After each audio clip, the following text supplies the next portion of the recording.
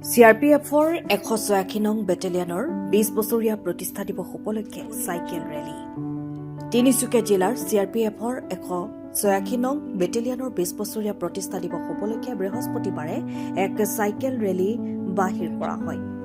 তিনিচুকীয়াৰ ককৰাতলী জেল ৰোডস্থিত CRPFৰ শিবিৰৰ পৰা এই চাইকেল ৰেলীৰ শুভাৰম্ভ কৰা হয়। চাইকেল ৰেলীৰ ফ্লেগ অফ কৰে CRPFৰ 68 নং বেটেলিয়নৰ কমাণ্ডেণ্ট আশিষ কুমাৰে। অনুষ্ঠানত উপস্থিত থাকে 68 নং বেটেলিয়নৰ কমাণ্ডেণ্ট আশিষ কুমাৰ, 186 নং বেটেলিয়নৰ ডেপুটি কমাণ্ডেণ্ট KN হালদাৰ সহ দুয়োটা বেটেলিয়নৰ বিষয়া জোৱানসকল। তিনিচুকীয়াৰ পৰা আৰম্ভ হোৱা এই চাইকেল ৰেলী অৰুণাচল প্ৰদেশৰ মহাদেৱপুৰ হৈ নামচাইত সামৰণি পৰিব।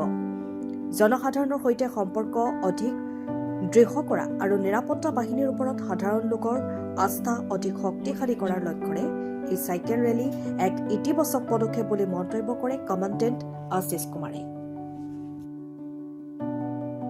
186 बटालियन के जब 20 साल पूरे हो रहे हैं तब 186 बटालियन ने विभिन्न जगहों से अरुणाचल और असम प्रदेशों को सभी को कनेक्ट करने के लिए साइकिल रैली का आयोजन किया, जिसमें एक रैली आज यहाँ से फ्लैग ऑफ की गई।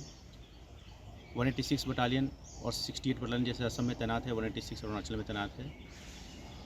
ये सारी CRPF असम और अरुणाचल की सुरक्षा के लिए है, ताकि यहाँ पे एक शांति का माहौल बन सके और यहाँ का विकास हो सके। केंद्र सरकार का और असम सरकार का यही मूल मुद्दा है कि असम का विकास हो, यहाँ के लोगों का विकास हो। और इसी क्रम में साइकिल रैली का आयोजन किया गया ताकि हम सिक्योरिटी फोर्सेज जो है जनता से कनेक्ट कर सके और जनता का विश्वास हमारे ऊपर और ज़्यादा गहरा हो।